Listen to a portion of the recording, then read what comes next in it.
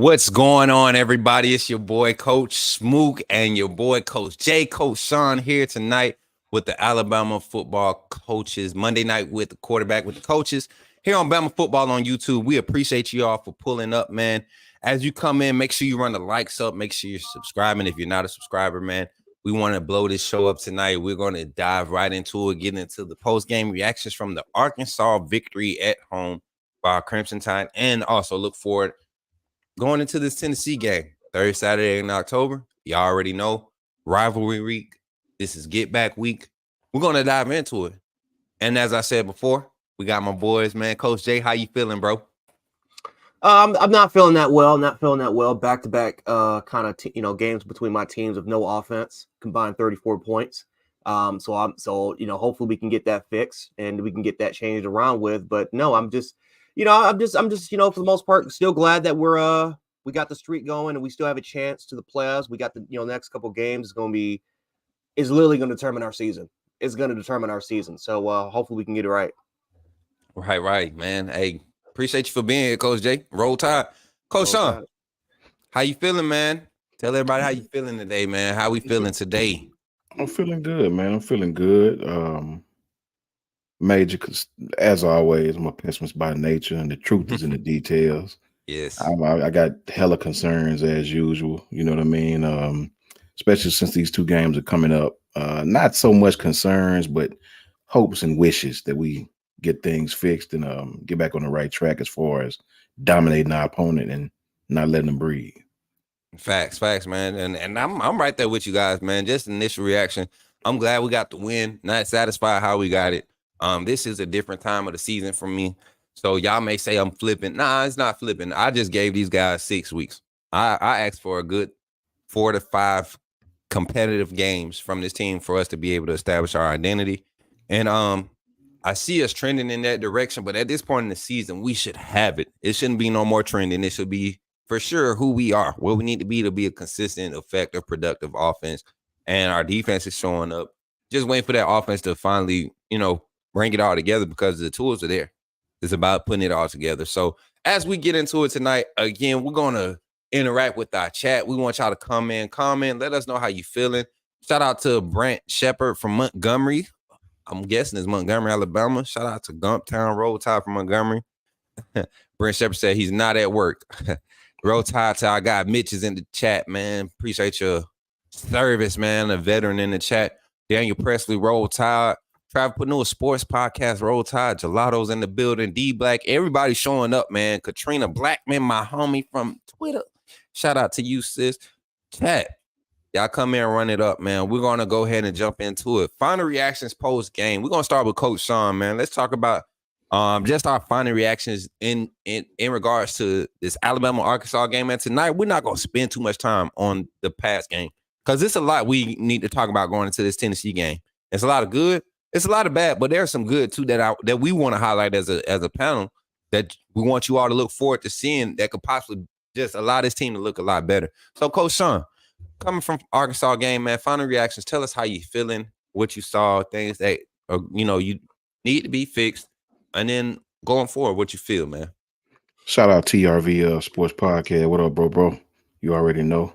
For me, man, it's the same. I sort of feel the same way I feel in Mississippi State. It's hard for me to be ecstatic. You always ecstatic with a win. Shout out Brian Patterson. Mm-hmm. It's always hard for me to be, I enjoy the win, and God knows it's better than the alternative. But at the same time, man, it's very, very difficult for me to be ecstatically happy when we allow teams back in the game because you know me, man, the truth is in the details. Remember that. And I'm a pessimist by nature when it comes to sports. For me, man, I don't enjoy the fact that we keep, for some reason, in these home games, these away games, whatever you want to call it, we keep tailing off in the second half. It bothers me. I know down the road we can't play like that. Down the road, as in Saturday, as in the bye week, and then the Saturday after that. These are the two teams we lost to last year. So I definitely want us to come out in the second half and play well. So that's still a big concern of mine, man. It's still a big concern of mine. We have given up over 30 sacks. So I'm happy with the win. Don't get it wrong, but I have great concern in other places. Facts, man. Coach Jay, man, talk to us, man. Your final reactions to the Arkansas win, and going forward, what do you see, and what do you see this team's projectile being? Another kind of unpredictable and inconsistent type of game for us. We still have not yet had a complete game. We've either had a terrible first half and a great second half, or a terrible second half but a great first half. We have not, yet, had found the ability to have a complete game, and that's frustrating. That is very frustrating, because you can really take a look at the last couple years where we've had these little inconsistencies. And for the most part, the fan base is split, because you have one side that's extremely optimistic, that's saying, and the other side that is kind of like us, a little spoiled, a little bit here and there, but we're trying to go into the details, right? Like Coach Sean said, the truth is in the details, right? So it's a battle between our fan bases, and it is what it is on the aspect, but it's just frustrating. It's just extremely frustrating to see. I am nervous about these next couple of games, because I'm gonna be honest with you, even though I have full confidence that our personnel is way better than LSU and better than Tennessee, I am not confident in our execution. I'm not confident that we can put together a 4 quarters of football, because we have not yet seen that. We haven't seen it yet. I like I said, I like Jalen Miro. I like this team and how they've been able to come back through adversity. I like how Saban is starting to get back into form, and I like how defensively we're starting to get back. We're starting to really get back into form defensively, because they've legit won us 3 football games. But at the end of the day, the goal is to win a national championship. That's the goal. That's the standard for this team. Can call me spoiled. It is what it is in that aspect. But as far as projection, if we can continue to go down this trend, we're really looking at a 9-3 or potentially a 10-2 season, and fighting for a Citrus Bowl, or best case scenario, we can try to get the Sugar Bowl. I don't want that. I want to compete for a national title. This roster, this coaching staff is good enough to get there. But we have to take advantage of opportunities, and that's one thing that we haven't been doing. We've been giving away opportunities to the opposition. And that is something that the next couple games you just can't do. You're absolutely right, man. And I said it on a podcast earlier today on Bleacher Report, man. We're in a stage where Alabama, instead of handling adversity, we're creating adversity for ourselves in these games. We're not the other teams are not causing us to play or look like this with these final scores that we've had. These games and these final scores are a direct reflection of what this team has brought upon themselves. You look at last game against A&M, 99 yards worth of penalties, 9 pre-snap penalties. This game, we cut back the penalties, but there were big plays where we just lost focus. And this team can't continue to do that and expect to win. On the positive side, we are winning, playing probably our worst brand of football offensively. And if you're optimistic, like I was leading up to week 6, week 7, you'll be confident in that. But there are certain things that we're consistently seeing. Some things getting shored up, like Milroe speeding up his progression, Milroe, getting off his first read. Last week we complained about those things. We saw those things change this week, but we also saw him slip back into some uncharacteristic things that are not going to allow this offense to be successful, or this team in general to be successful, because like you said, Jay, and this defense is playing lights out. So against a team like Arkansas, we definitely need to stick with the momentum, carry the momentum, and maximize it. And then also play calling wise, I was very disappointed in how Tommy Rees and the offensive staff went away from the run game after we started the third quarter so successful with it. And this team has proven that we are going to have to try to establish the run first in order for this offense to be successful. So there are some small things that we a few small things that were consistently showing up that, like you said, Coach Sean, they bring some concern to my attention. They bring some concern. Are they fixable? Always. These issues are always fixable. It's about how adept mentally, and on the critical side of things, is this coaching staff going to dive into this and just highlight this is what we do best. This is what we do best, and this is who we are. So, final reactions to the game right there, initial reactions. We're going to dive into going into this Tennessee week, guys. This Tennessee week is probably bigger than it was last week. And before we get into it, let's just acknowledge these super chats. These fans are like, y'all are the best, man. These followers here. He said, Duke to go, like SPH says, show me, but still haven't seen it. Shout out to Duke to go 2020 for that. And then Crimson Blood 22, $10 proof is in the pudding. Preach, Sean from Huntsville. Facts, man. Hey, we've been saying this all year, man. And optimism there's reason to be optimistic. Even last game, guys. Let's talk about before we just dive into Tennessee. Let's talk about the positives from that game before we jump on the negatives. Because I know offensively, we want to talk about the offensive line. You know, the Miro not understanding how to slide protection, all of those things. Let's talk about the positives. What did we see from this offensive line that you like, Coach Sean? Before I do, shout out to Duke to Go 2020, shout out to Crimson Blood 22 and Christian Troy. I appreciate you guys, man. Thank you.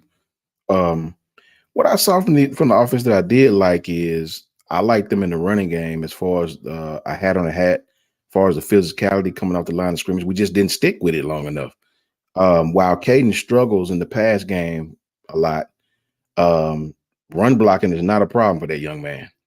That big rascal come off the line, and he is powerful in the run game. Him and Booker was turning their guys, knocking their guys off the line of scrimmage, whipping their guys in the run game. If you notice, when they would put 40, they would put 40 over on Caden's side on purpose. They worked him. They clearly watched the film on Alabama. And but I don't have a concern in the run game, man. I don't think that team was as good as Texas A&M up front.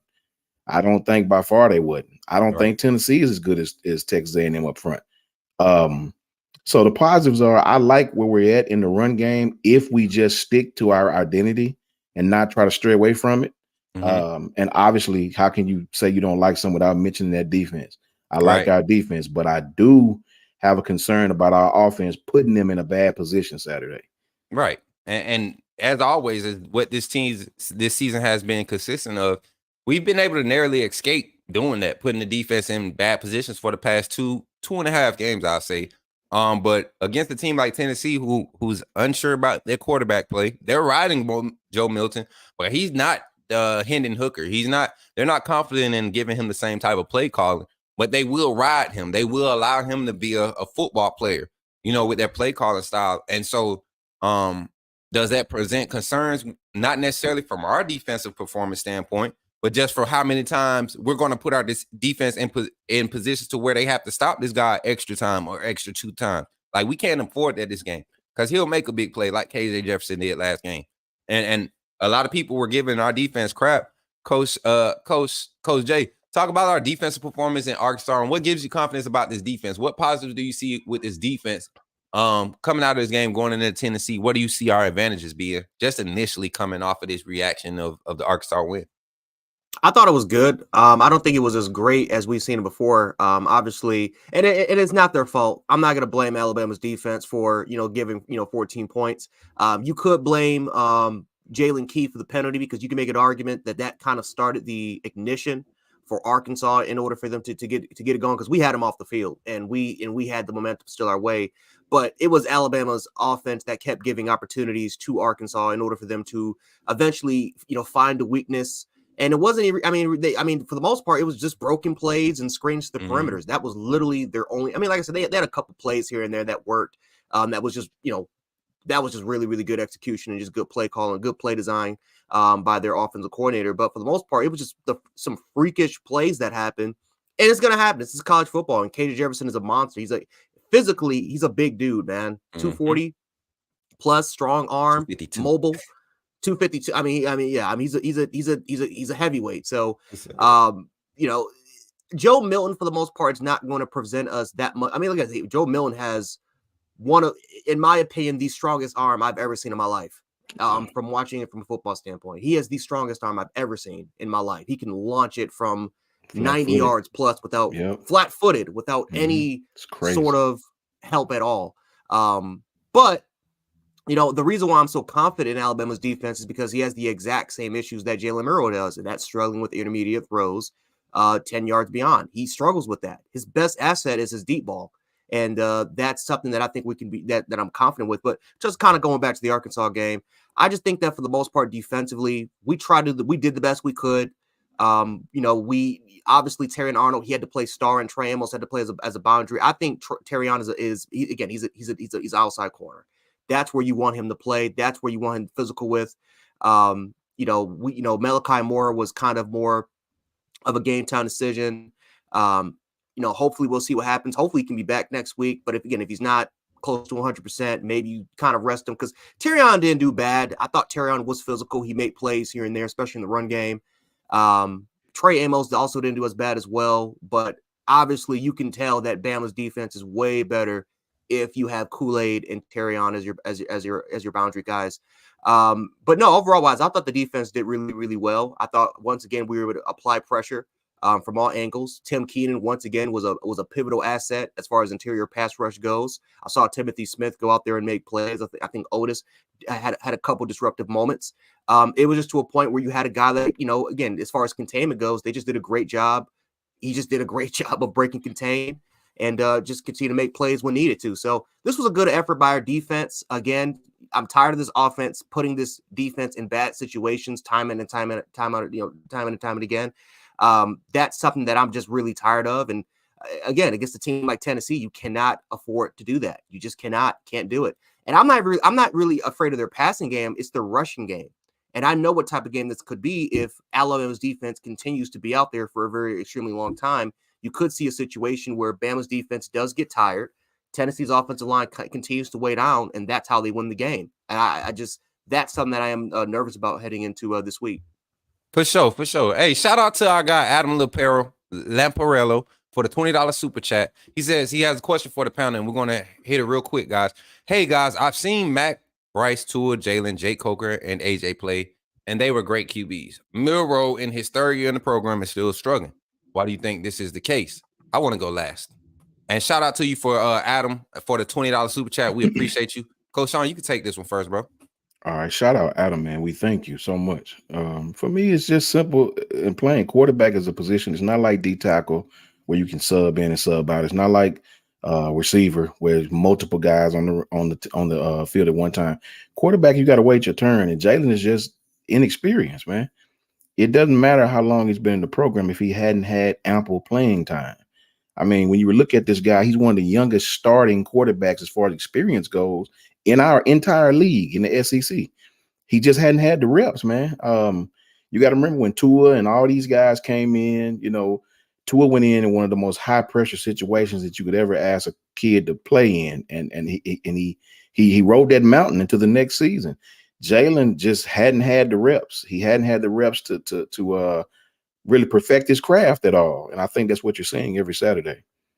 Correct. Go ahead, Coach Jay. I give your answer to this, your reaction to this.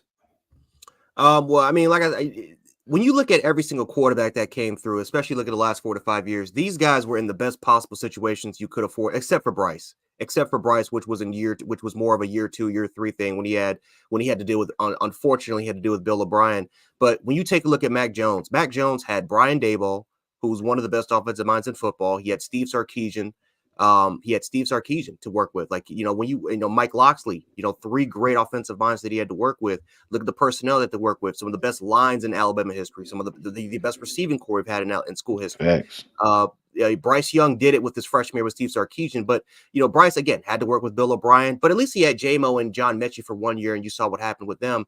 So you look at a situation like Jalen Milroe has. Yes, it is a development thing. Yes, he's a raw quarterback. We knew this coming in when we got him out of Katy. Bryce Young came out of Mater Dei. Jalen Hurts was kind of in that same package deal, but I think he was surrounded with phenomenal personnel on the offensive line.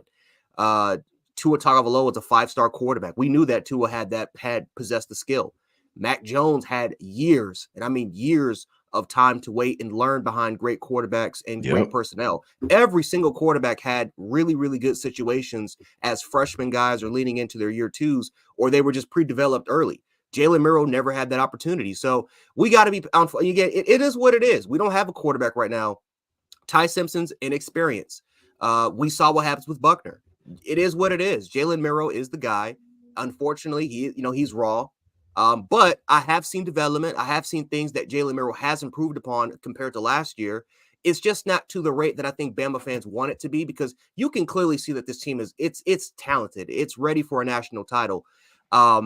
But obviously there's some kinks we got to work on the offensive side of the ball. And I also think too, our offensive coordinator has not put Jalen Milroe in the best possible situations like we wanted to at times, which I think you can make an argument has kind of slowed down the development. So, we just got to be patient with Milroe. It's all to it. All right, I'm gonna be quick with my answer. I honestly believe Miro is right on pace for the amount of games he played in. We got to remember, Miro didn't get a chance to come back and rebound after a struggle game against Texas. He had to really sit down there and go through that mental pressure of still being a leader, still being a team player when a game that was lost was not lost because of you. That was a team loss against Texas. That wasn't Miro with 4 interceptions, negative rushing yards, negative passing yards. He played a tough game. They played a tough game against a tough team against, I still believe we're a top 5 team in Texas. They might not be ranked in the top 5 right now, but Oklahoma literally had their number because of how they had to play us.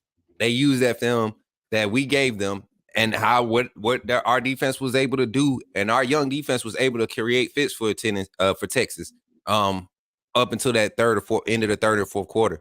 So I like where we're sitting at with Jalen Milroe. Jalen Hurts was not this productive at quarterback. I don't know why people keep forgetting. Like, his freshman year was not a great year of watching his offense. It's just he didn't get put in situations. He didn't get put in situations to be a passer. He had an offensive line where they leaned on that offensive line and the running backs, and he was able to capitalize on the big plays, just like Milroe's doing. I think Milroe's being asked to do a lot.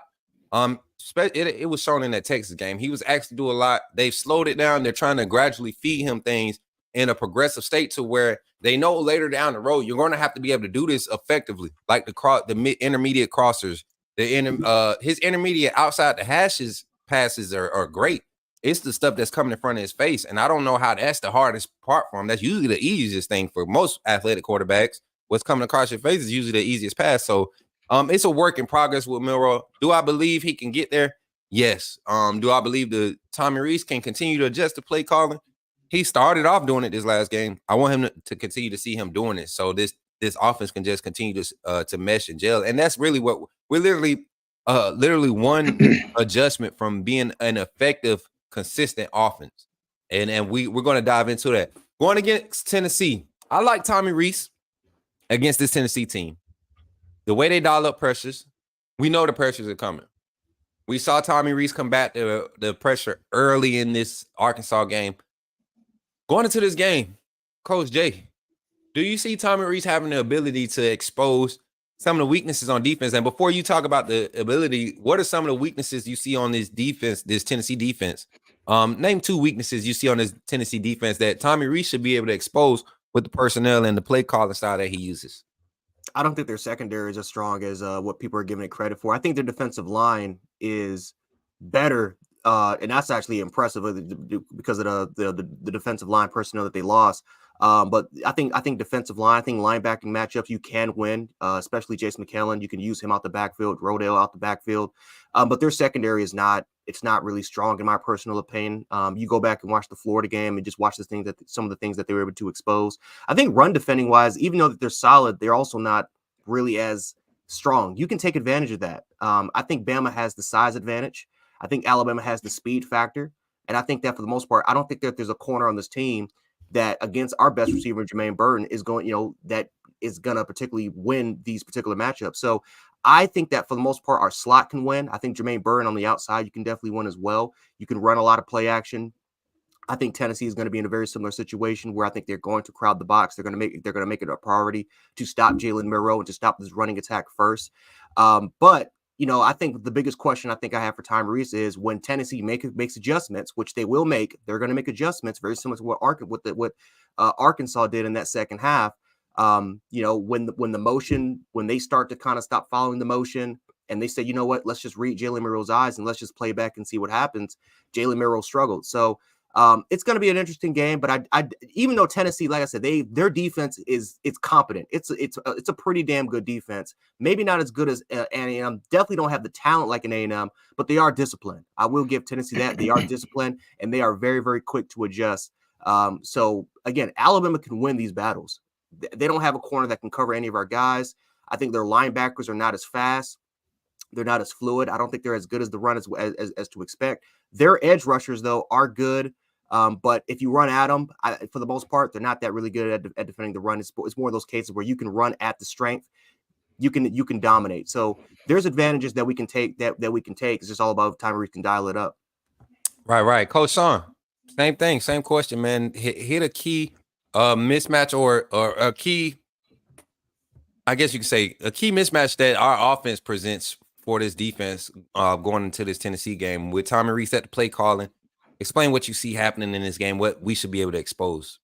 I think this team is extremely reckless when they blitz. It'll be similar to Texas A&M, although I don't think they'll sell out like Texas A&M. Texas A&M kind of stuck with it the entire game, and hell, I guess you would if they had that much success with it. Right. But Tennessee's they'll blitz us, but their middle linebacker core is very reckless. I'm not sold on their middle linebacker core. I've seen teams run right at them and they give up some plays. They're sort of a feast or famine type defense. They're going, it's all or nothing with those guys. I honestly don't think they've got faith in Jalen Milroe beating them, in their secondary. Their secondary, just like Coach Jay said, is not great by any stretch of the imagination. I think every team will play from here on out until we prove different. And even maybe so then it's going to play us the same way. They see the weakness at left tackle. I mean, if I played against Alabama, I would do that. I would attack you on the left tackle. I would make sure I got my best pass rusher in some key matchups with your left tackle, and I would gamble on the back end. I don't think you can beat me like that consistently. Maybe give up a play or two here or there, but I don't think you can beat me that way. And I think Tennessee will play us the same way. Middle linebacker can be exposed, and they will blitz a lot and put themselves in some bad situations. Right. I'm right there with you with that. I identified that on the show earlier today on Bleacher Report. This Tennessee defense is going to dial pressure. They're going to live in, just like everybody was complaining about the rushing yards against A&M. I wasn't. I knew A&M was committed to stopping the run. Even that's not just with us. That's with any team that they play. They want to pride themselves on stopping the run. Tennessee, they are built, their defense thrives off of how they blitz, and they are going to blitz. They're going to blitz 82% of their snaps is what the graphic I seen on one of these networks. Tennessee is aggressive with their play calling, which has provided them as one of the teams to give up most percentage-wise some of the biggest plays in the league right now. They give up a lot of big plays, but they are so aggressive that they can cover up. They live with and die. And they kind of gamble. And that's what happens when you gamble. That's why I say with our defense, I love the aggressive nature that Kevin Steele calls this defense in. You see him early, try to drop 8 concept, and you probably won't ever see it again if they find success off of it. So I'm starting to see that communication-wise, if we can get this defense to start having some miscommunication, this definitely helps our offense because we have big playability at each level. When you talk about skill positions, wide receiver, running back, quarterback, at any point in time, you have 4 or 5 guys that can break away on the field for our offense. Literally can get the ball in their hands and make plays to break away. You're talking about from not Milton, but Milroe at the quarterback position. Play breaks down. His big playability increases. The running back, when they hit holes, when they hit the seams and don't hesitate, and when holes open up, they create big plays, and the wide receivers catch after pass. They have done a good job in creating big plays, making big catches. So this offense, if we could shore up their left tackle position, I think we present multiple issues for this Tennessee defense because, like you said, they're inconsistent. They're consistently sending pressure, but they're inconsistent in getting there.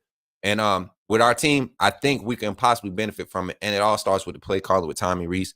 And I'm just excited going forward, y'all, because we've seen what this team can do when they're operating this offense. I won't never necessarily say this team. This offense is shown that they could be they can give you the look of the top offense in the country when they're clicking, when they're on the same page. But we need to see more consistency. Flip it to the other side, guys. This Tennessee defense, our defense versus this Tennessee offense, and we've been highlighting one guy in particular, and Joe Milton, as far as being the catalyst of that offense and how that offense is basically ran through him. But he's surrounded by guys who can make plays.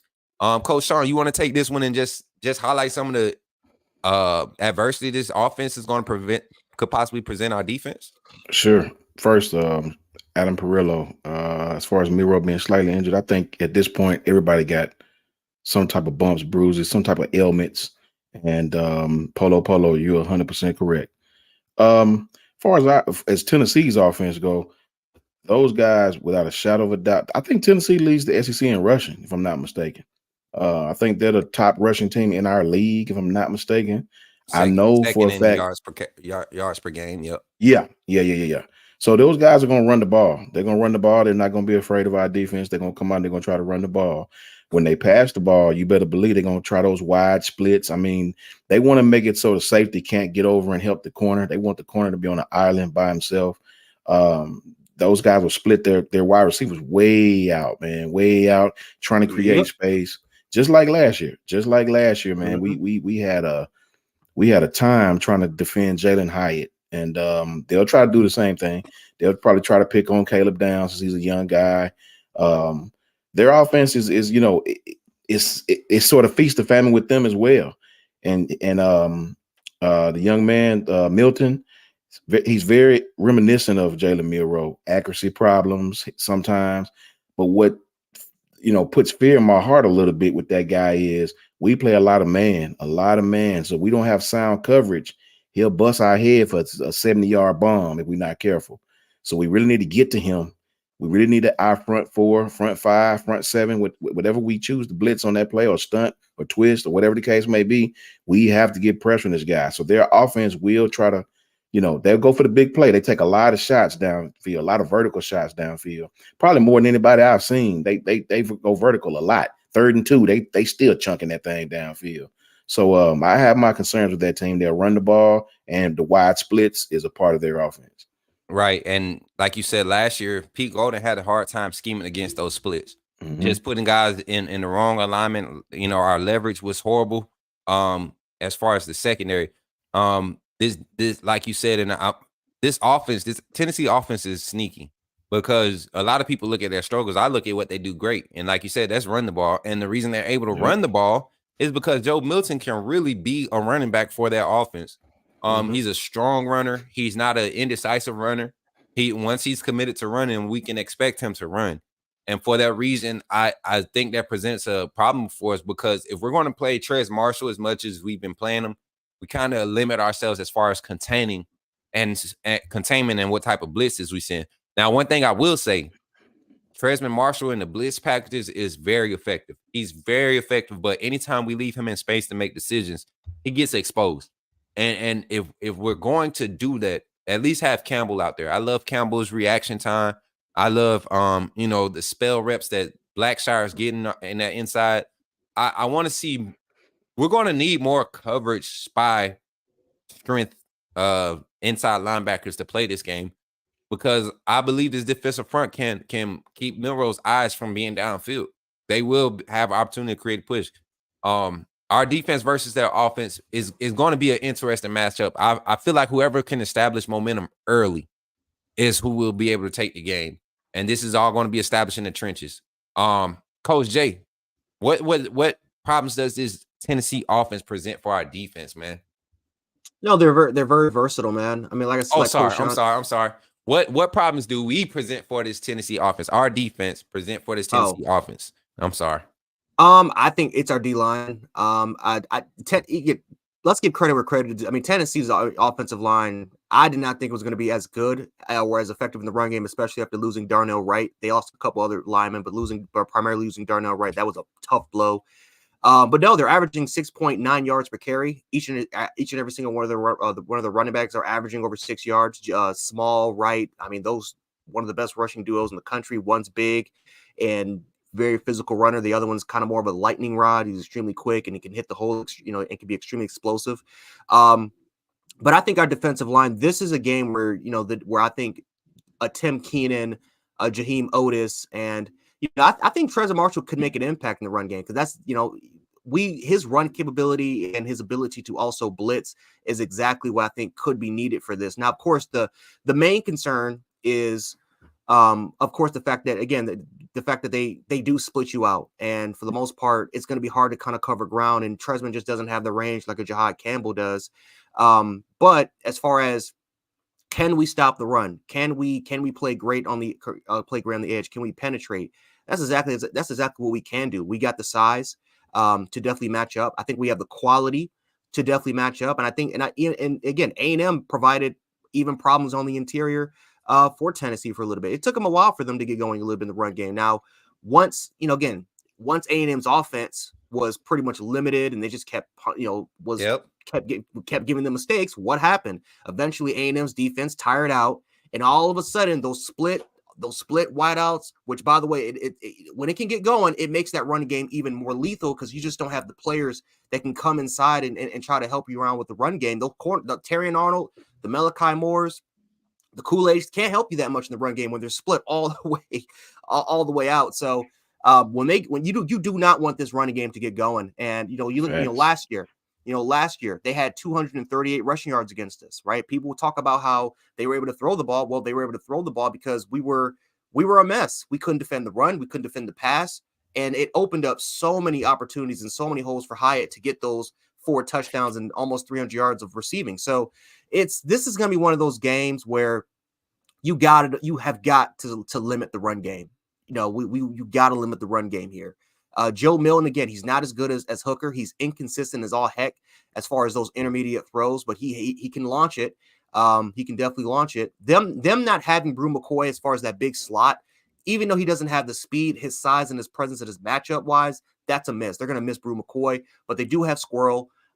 They do have Keaton, guys that they can line up on the outside and that they can stretch it vertically.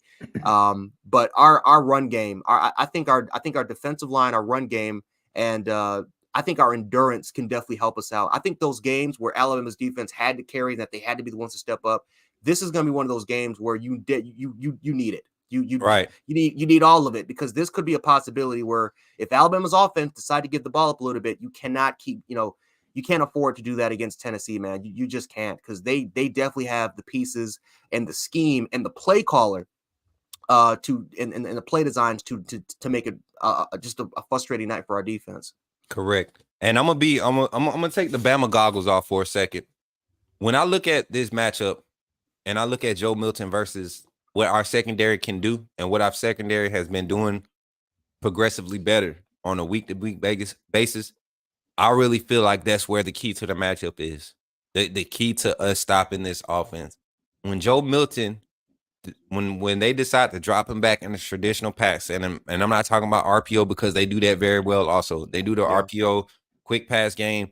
They do that very well. But the times when he's dropping back, is Kevin Steele keying these formations enough to know that in these moments, these are our opportunities to really flip the momentum of the game, because his clock is worse than Jalen Milroe's when it comes to talking about understanding where his protection is, where his plays are developing into, where he's looking for. His pocket presence is not there. Mm-hmm. And I think it was either one of you all said it was kind of reminiscent of watching Jalen Milroe from early in the season. And that's why I want to highlight this. Milroe has progressed. I haven't seen Joe Milton progress. I've seen this offense become a little bit more fluid because they're calling stuff that he's comfortable with. But as far as progression, he has not progressed in the pass game. I mean, he struggles more with his deep ball accuracy because he's so strong. He hasn't tamed it. And that's to me, it's going to get better with reps for him. I believe Milton has the possibility to be one of the top quarterbacks when he decides to come out, if he could just shore up the small things with the mechanics, like we said from Milroe. So I would love to see this defense take advantage of him putting the ball in the air. Texas A&M was able to. I think they forced two interceptions against Milton last week. I know one was a key when they had made some big plays and he gets down to the red zone and just, I don't know what he was looking at. The safety set in the same spot. And, and Jalen Keith's first pick was designed the same way. He kind of forced a route up the seam instead of, letting it go outside, and he undercut it. And that same thing happened with Milton. So I can see some of the same things happening. And this secondary, I feel like we've been putting enough tests in the past, 4 weeks, secondary in the passing game, that Milton presents the perfect opportunity. It's like if you're going to ask for a meal and you're going to get, you're only going to get one thing on the plate that you absolutely want.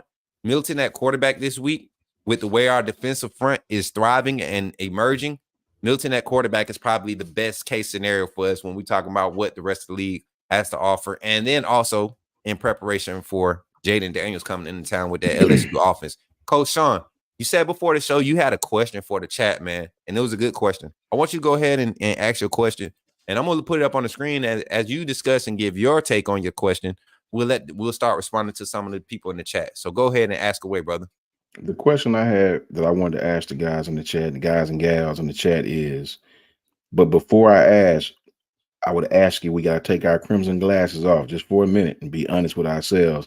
I want to see how many people are going to be honest and give me their honest take, or how many people are going to be delusional. Or, it's just interesting. My question is to everybody out there: do you believe that right now Alabama is a top 10 team? Can you not give me 9 teams that are better than Alabama right now? Do you guys believe, yes or no, in the chat, that Alabama is a top 10 team? My take on it is, I don't think we're a top 10 team right now. And the reason why I think that is, I had great concerns, probably more than ever, probably more than the South Florida game, because I understood the quarterback situation in the South Florida game. My great concern was Mississippi State. If you remember, guys, I still was sort of, after the Mississippi State game, because even though we had 40 points, I clearly understood that we scored 31 of those points in the first half, and 17 of those points came off gifts, turnovers. Mm-hmm. That was really more like a 23-17 game. Everybody's not going to turn the ball over 3 times, and we did not score 1 point in the second half. Now, I had people like, well, we didn't need to, No, we just couldn't score. We couldn't score, just like Arkansas. We lost fluidity, we lost focus, and we did not score but 3 field goals in that second half. We didn't score a point in the second half of the Arkansas game. So I want to ask guys out there, with the Ohio States, with the Michigans, with the Georgias, with the Texas, Oklahomas, Oregons, Washingtons, do you believe our Crimson Tide is a top 10 team right now? Panel, coaches, chat. I'm going to go first.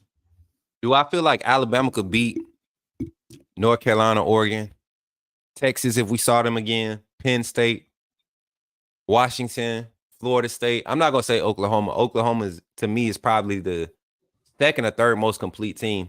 But right. I think when you're talking about putting us head to head against some of the teams that's in the top 10, yes, we match up greatly.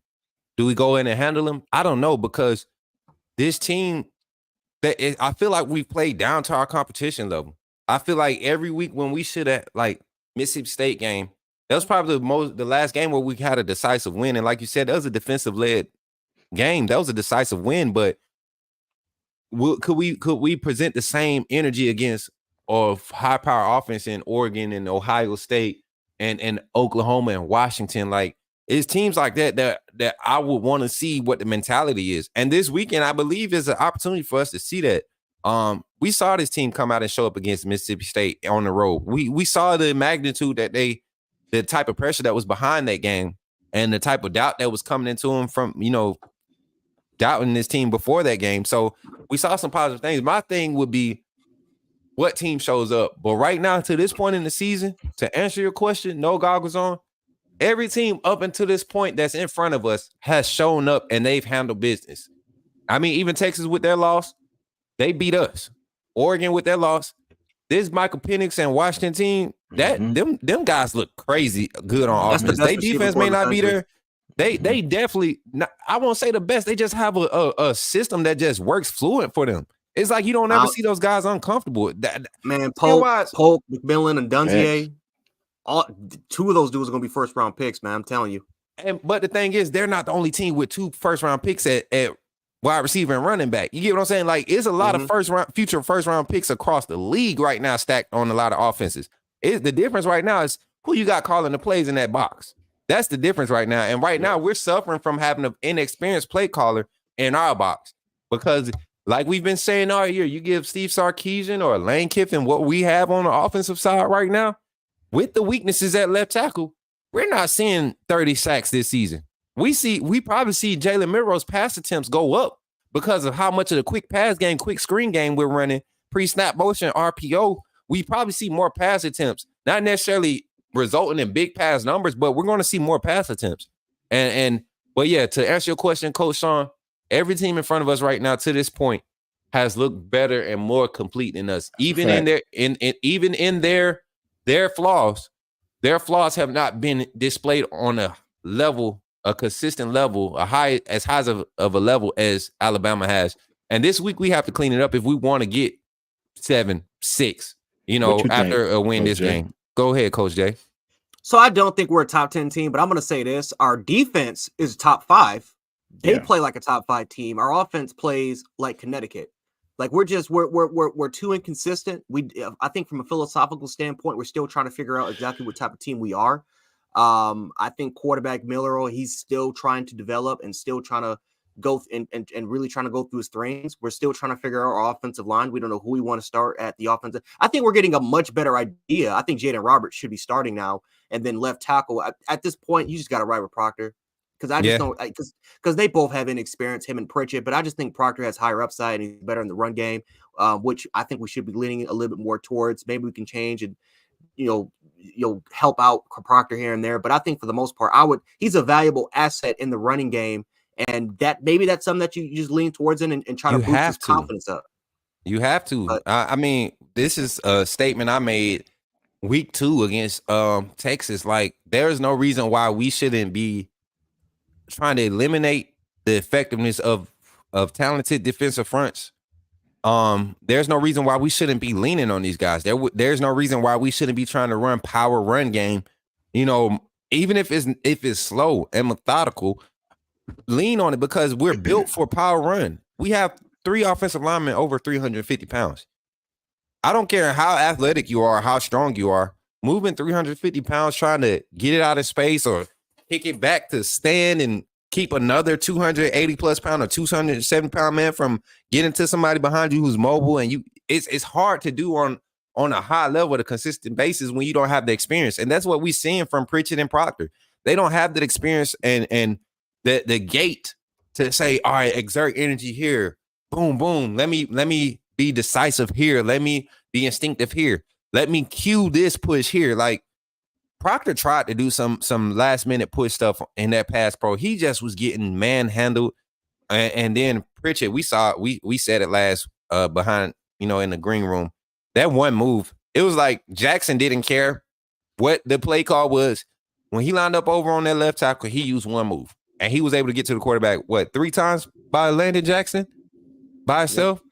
So he didn't do nothing great. And we were talking about it. He's not that great of a defensive end, but you give any D1 defensive end their favorite move, what got them a scholarship, if they're able to use that and exploit, they're going to use it. They're going to use it. Now he's probably going to be, like you said, Coach Jay, he's probably going to be getting looked at as early second round draft pick, late first round pick, because he lit up a true freshman at Alabama. So it's those small things we need to shore up. And I think this team can definitely be top 5, easily by next week. If we go out here and we dominate Tennessee, and I mean dominate, kill the pre-snap penalties, don't get a ball away when we don't need to, I think the committee starts to see, okay, boom. Because they were on our train after the A&M win. As much as ugly of a win that was, the committee was starting to get on our train. We started getting first place votes for the first time this whole season since our week 2 loss last week against A&M. So I would love to see this. Final thoughts and final reactions as we get ready to close down and as we talk with the chat and get into some of your thoughts. Coach Sean, what's something that other than your question? Oh, Coach Jay, did you get to answer Coach Sean question all the way? No, I did. I guess I'll just add this is that, defensively we can match up with we can give every offense in that top 10 problems. Every top 10 and everyone, Michigan, Ohio State,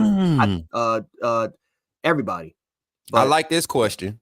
I will say this. Has Michigan, Penn State, Ohio State, and North Carolina played the same strength of schedule as Bama?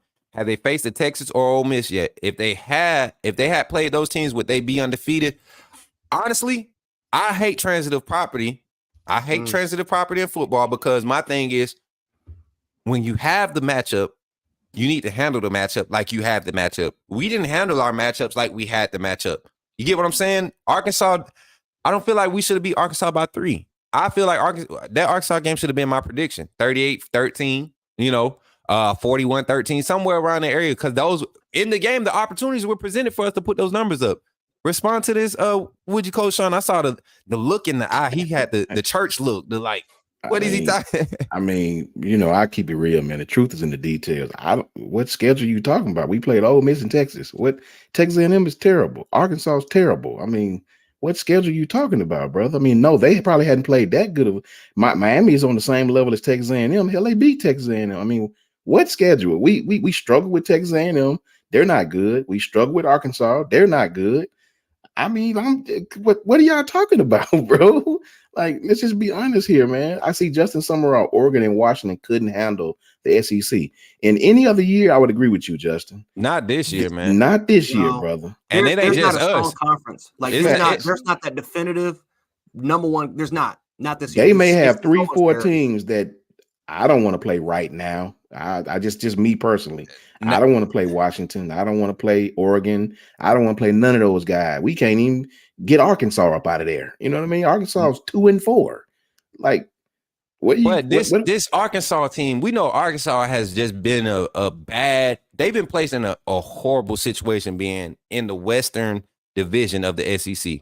Because honestly, I believe if Arkansas was on the eastern side, you put Vanderbilt over here with us in the west, or you bring us Kentucky to the west, they turn into our Arkansas, and Arkansas ends up being a 5-0 Kentucky. You get what I'm saying? If they're on the east, you know, or they have a Kentucky schedule. A&M on the east side, we already been talking about it. You know, Georgia has yet to go into A&M.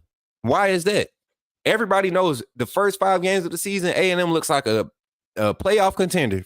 Ever since Jimbo's been here, they look like a playoff contender. So we always, it seems like Alabama, our strength of schedule is only applied at the beginning of the season because we have to go through and beat these teams up, and they either expose us and show us our weakness and we barely get by, or we expose them and give them the Alabama hangover, which I think is what happened with A&M this past weekend, because Tennessee gave A&M opportunities to win too. They just kept throwing them away. And Tennessee was able to capitalize. They didn't even dominate on the offensive side. They capitalized on the punt return. That's what changed the game. The punt return from A&M, they were backed up in their own end zone.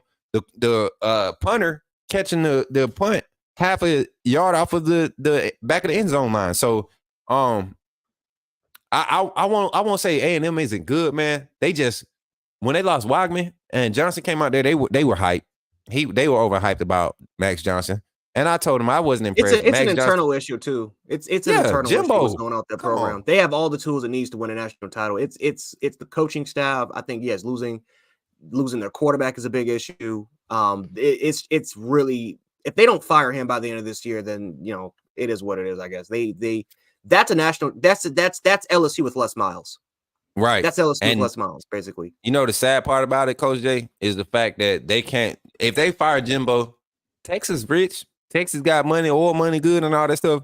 Yep. But I'm not throwing away 61 million guaranteed or some crazy. He signed 41 million guaranteed if he opts out or some crazy. No, I'm not paying that. He's not doing that bad. He's not Vanderbilt. He's not giving us the Auburn vibes right now. He's Jimbo Fisher. This is who Jimbo Fisher is. You know, he's always had opportunities to be there. And unless he's had a great quarterback, he's never been able to get teams to the big stage. And I'm just not convinced with Jimbo anymore. I think he's past his time. I think Petrino is still being handcuffed over there calling that offense. I would love to have Petrino come over to Bama, you know, if he get tired of Jimbo mess and come coach us up on that offensive side. But yeah, moving forward, man, this team, I think we're set up to be tested again. At the end of the day, this Alabama team continues to be tested. They continue to show up. I don't like the style of winning, but winning is winning at the end of the day. How many times can we have games like this against Arkansas and come out realistically? And I'm gonna pass this to Coach Jay first and Coach Sean. How many games? Who on the schedule? And we'll do our predictions after we answer this. Who on this schedule can we go against? And I'm gonna call the schedule out. We're talking about Tennessee at home, LSU at home, Kentucky on the road after a bye week. Kentucky on the road after LSU. We got Chattanooga at home, and then we got Auburn away. Who on this team, if we play them like we played against Arkansas, who's beating us? LSU. That's it. Tennessee, like I said, it's a great chance for you to lose because I think that Tennessee it's a rivalry game. So I think that's another it's one of the biggest rivalries in college football. People want to smoke that cigar. Simple. Yeah. They want to smoke that cigar. They got that victory cigar since that was last year was their first win since 06 or 05. It's been a while, man. But I mean, they want to keep it there. LSU though, no, you mess around like that, it's a guaranteed loss. You might as well just not even show up. You might as well just book it if you're going to play like that again. The same way you played against Arkansas, this inconsistency, not moving the football. LSU will put up 40 on you. Mm-hmm. They have a quarterback that should be the leading. I know Michael Penix, he won against Oregon, but statistically, it should be Jaden. Jaden Daniels is putting up historical numbers in both the rushing attack and the passing attack. They have, I just talked about Roma Dunzier and Jason McMillan. Here's Malik Neighbors and Brian Thomas. Here's a running game that the last 3 games, they've averaged 220 yards rushing. The last 3 games. So now they've figured out the running game. Now they can throw the football effectively and efficiently. Now their defense is starting to get back into par. Because remember, they have the pieces that can get home to the quarterback. They have the speed. Harold Perkins is still there. Now their secondary is still suspect, but will we take full advantage of it for all 4 quarters? I don't know if we can. We have the capability of doing that, but we're too inconsistent. You can't play inconsistent and keep giving them the ball. You can't. You do that against LSU, they're dropping 40 on your head. It's a fact. Right. Coach Sean, For me, on this schedule, I know you jumped on the LSU train too. Yeah. I think we all on that train right now, honestly. Go ahead. For me, if we play like we did the second half of Arkansas, Kentucky will beat us at Kentucky at night in a madhouse. You watch. We can't play. To me, we can't play the second half of that Arkansas game against Tennessee, because while everything you guys said about Joe Milton is true, I just got a feeling he'll show up for the Bama game. You can't give him any confidence. That's everybody. Confidence, he's gonna look that like a high Bama game makes the light bulb go off for everybody. Everybody. Right? Everybody. They seem to play their best games against Alabama, right? So I don't think we can play the second half. We play the first half of that Arkansas game. I think we can beat everybody on our schedule, right? But that's just the thing. Like you guys said, we hadn't did it yet, man. And I have great concern. The one game that I feel like will get out of hand if we're not careful, if we go 3 and out against, we hadn't played a team since Texas that can hurt us offensively like LSU, right? If we go 3 and out against those guys on multiple possessions and put our defense, and it don't have to be the fourth quarter with LSU. The way they beat us last year is Jaden Daniels got loose on us in man coverage with his feet. If we go 3 and out and continuously give that offense a chance, we'll get blew out that game. We'll get beat, because I don't want to see us in a shootout against that team, not that team, right? Right. I don't put nothing past Kentucky going on the road, looking at Bama like it's their Super Bowl. Playing at Kentucky on the road at night is a dangerous thing, right? Believe it or not. We all know the Auburn game is tricky. We've lost to that team we shouldn't even lost before. That's right? why I didn't even want to present it. So when we go to Jordan Hare, I don't even consider that game on the schedule. It's like it's a whole different part of the season. Whole different thing, man. For me. So for me, we can't play any game like we did the second half of the Arkansas game, or this team will be in some trouble. Period. Right. And I'm right there with you guys. I think LSU probably presents the biggest adversity for us if we don't play a complete game. If we play a complete game, I don't see why we don't go into this game this Saturday against Tennessee and rattle Joe Milton early and just keep him rattled the whole game. If we can do that the whole game, their offense slows down. I think our strength is defending the run. Our defense's strength is defending the run. And our offensive strength is running the ball. If we're able to get those two things established, this is a game that we should handle decisively. LSU, Coach Jay, you alluded to their run game. LSU's run game is so spotty, but when it hits, they hit big. I mean, like their momentum runs, and they're consistent with how they're hitting these runs. So, Jaden Daniels is creating such a problem for defenses. This will be Kevin Steele's second test. And I'm glad we saw Texas early. I'm glad we saw Steve Sarkisian and Lane Kiffin as far as coordinators early. I'm glad we were able to see Petrino, because their A&M, their alignment and a lot of their sets is the only reason why their play calling worked, why they had success in their offensive play calling, because of how Petrino was able to get those guys aligned. So I'm curious to see how this matchup plays out.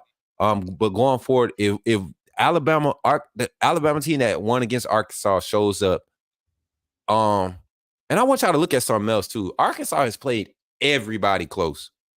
Everybody on their schedule. You talking about conference games? They've played everybody close. They played LSU. They only lost by 3 to LSU. They lost by a touchdown to BYU. I mean, this team is just, when it comes to talent, they're hanging into these games, but they just can't finish. A&M was their worst loss, and they lost by 12 to A&M. And so, I mean, Ole Miss, y'all see what we did to Ole Miss? They came and lost by 1 score to Ole Miss, and then by 3 to us. So this Arkansas team, as much as we might have the talent gap between them, I think A&M has the talent gap between them. I think Ole Miss on the offensive side provides more of a threat. So not satisfied with the results by far.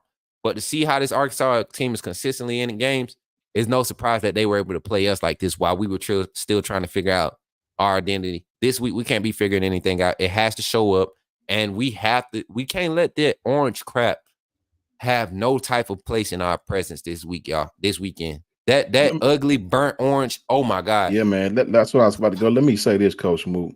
I want the fans to know, I can deal with any game. I think the coaches already know where I'm going with this. I hate this game, bro. I'm one of those fans. I'd rather lose to Auburn 50 to nothing before we lose to Tennessee. Man. Tennessee is the one, I pride myself on being proactive and a coach and looking at things from that angle. But see, I'm a fan this game. I don't like Tennessee. This is just for the fans out there. Tennessee is my game, bro. I don't like their fans. I don't like their stadium. I don't like the way it smells in Knoxville. I don't like the color. It looks like fluorescent. It looks like the suits those guys wear when they put buggies in Walmart. I don't like Tennessee, bro.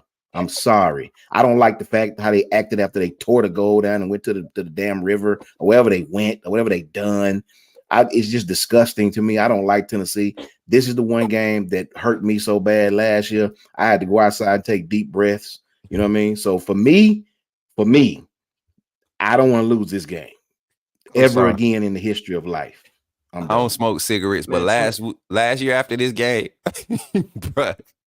Keenabina, I'm for real. My father-in-law, and mind you, I had just moved to Virginia. This is my first season outside of the state of, I was in Texas and Colorado at one point, but like in a while, this is my first time being outside the state, not being in the comfort of my fellow Alabama folks when we take a L. So that was different for me, man. I didn't know what else to do, man.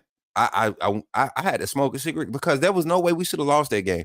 No way we kept leaving DeMarco Hellens one-on-one with Hyatt, So yeah, man, definitely. I'm a fan this week, y'all. The Crimson glasses are definitely, they glued to my face this week. Not necessarily from seeing a positive standpoint. I'm talking about like I might be one of y'all this week. I might be crying first quarter if we have a bad snap. I might because I hate you, Carla Hinton. I appreciate you. Yeah, man. Look, Alabama will what she say? Millie-Watt, Tennessee. Hey, facts. Carla, shout out Carla. I didn't even see you in here earlier, Carla. Where you been? You been hiding from me? You been hiding from me? That's my girl right there. I love me. All right, y'all. But Coach Jay, final thoughts closing this show, man. We've been on here for an hour. We appreciate y'all for coming in, y'all. We appreciate y'all for coming in, tuning in, commenting, liking, sharing. Final predictions from the panel, and then we're gonna get out of here. Final predictions, Coach Jay, take it away. Don't necessarily have to give a score. Y'all know we've come to the fact that we don't even like to predict scores no more. We just kind of like give you a feel for the game. Go ahead, Coach Jay. I'm gonna say 23-17. I'm not gonna sit up here and say we're gonna score 30 or 40. We got to prove it. I'm gonna say 23-17. I think that this is going to be a game where both teams are going to be heavily relied on the run game. I think both quarterbacks will struggle. I think can Milroe outdo him? Can Milroe make more plays? I think he definitely has that chance. It's going to come down to the fourth quarter. It really is. I think it's going to come down to the fourth quarter. Whoever's defense is on the field longer is going to lose. Simple as that. That's what truly I believe. Bama's defense can win. They've shown the ability to win to win us a lot more games, but Tennessee has also done the exact same thing too. They've leaned on their defense to win games, and they've shown the ability to do that as well. We just, again, we have to win this game. I don't want to lose to Tennessee. Tennessee fans they are insufferable, man. Facts. They are insufferable. The amount of people that slid in my DMs in my mentions for months was it was all Tennessee fans. Every time we lost LSU and Auburn, I didn't even get this much. It's Tennessee fans that are in my comments, that are in my DMs. That it's just, man, just talking crap here and then. My boy Jalen, he was at the game. He got, I mean, man, they tore him. They tore him like a vulture, man, tearing up a carcass, man. It was ridiculous. We cannot lose this game. I'd rather lose. And I know people are going to be mad at me for saying it. I'd rather lose to little brother, because at least little brother doesn't even. We can go down the street and beat them up if they talk too much. We can literally just cross the street and beat them up. Tennessee, we got to cross state lines. I can't, man. It's just it's like, dude, exactly. It's like that. You're one of your friends that comes over, beats you at Madden, and then he's leaving. Then he's traveling to like a different city, man. He's talking all this crap. And it's like, well, play me online. Well, nah, I don't feel like wasting my time beating you up. I'm like, right. Nah, I want to see you. That's why I feel about Tennessee this week, y'all. I talking about the historic stats, how we dominated them in the past and all that. That didn't do it for me this offseason. I need my team to show up and handle business. Coach Sean, before you go, Drew Dunlap with the 199 super chat, 16-14. Smarter friends. That's funny. I don't see it being that type of a game, but I appreciate that. I honestly think this. Go ahead, Coach Sean. I'll keep it short and simple, man. Always remember, the truth is in the details. We win this game by maybe 6 points. I don't got no faith we're going to go out here and turn into Alabama 43 years ago. I think this turns into a defensive game, and it's kind of like what Coach Jay say. Whatever defense is not on the field so long, I think that's the team who will win the game. I think Bama wins by 6, maybe, and we get out of that thing with a close win heading into the bye week. Facts. I'm gonna go on the opposite side of things. I think this offense plays a little bit more calm and put together. I think we're forced to rely on the run game and try to establish it early. If it presents positivity early, we have a great game. I think this defense has the composure, has the ability to continue to create disruption against this Tennessee offense. Only if the run game, and I'm going to base this prediction based off the run game starting strong and being effective. And with that being said, I honestly believe we can come out of this game with a 34-13, 34-15 type game. I think Tennessee, they have a shaky kicker, but he's solid from 40 in. I think our defense just doesn't allow them to get to the red zone, and even when they do, Milton is not effective in the red zone. And I'm not looking at this from a fan standpoint. I honestly believe if Milton would have had a little bit more snaps in the past game last year, instead of coming in and being a Justin Fields, like Georgia did Justin Fields, I believe Milton will be further along in their passing game this year. And I believe he has a high upside, but coming into this game against this defense where they're surging, that defensive front is surging, the linebacker group, which is probably the most active and talented group on the team right now. When you talk about production, this linebacker group, inside and outside linebacker, is probably our most consistent group as far as their production. I see this being a coming out party for this defense. And like you said, it's going to force our offense to hold the ball a little bit longer, which is going to play into our advantage. And I'm looking at a 34, I'm going to say 34-13, final prediction, 34-13, Alabama at home against Tennessee. And it's not a blowout 34-13. It's a decisive, methodical 34-14. No flashiness, literally having to grind it out and just imposing our will and taking advantage at the end of the game. So that's my take on it. I'm looking at some of the chats. Max Todd said, Bama 165, Tennessee 0. Boy, you must mean 165 rushing yards to Tennessee. That super chat, coach. Let me see. Crimson Blood. Crimson Blood. He said, I hate orange. Crimson in my blood. Crimson Blood 22. Appreciate the $10 super chat. I'm sorry I missed that, man. My bad. But as we get ready to close this thing out, I'm going to pass this thing to Coach Jay. Tell the people where they can find you, Coach Jay, and how they could follow your content and continue to support what you're doing as far as the Alabama content creator. Well, my Twitter is Jansen16. There's Tennessee fans in this chat. I've seen a couple of them, so please don't DM me if we do lose. But if we do win, hit my DMs, please. Gent Sports is YouTube. That's where you can watch the more uncensored, more ranty version. If you guys want to check that out. And yeah, man, hopefully we get the win against Tennessee. Please. Oh, no. We will get that one against Tennessee. I can't deal with another loss. I can't do it. Not to not. Coach Sean, tell people where they can find you, bro. You can find me, guys, right here. Anytime we do a show, I'm right here. Twitter page coming. I was actually creating the Twitter page yesterday, but my daughter had some friends to come over, and so I had to be daddy and entertain the little girls and let them play and have a great time and all of that. But Twitter page is coming soon, and I appreciate if you guys tapped in with me. And, I appreciate you guys for tapping in tonight. Shout out to Kyle, and I'll be here, and hopefully we'll be talking about this Saturday with a win.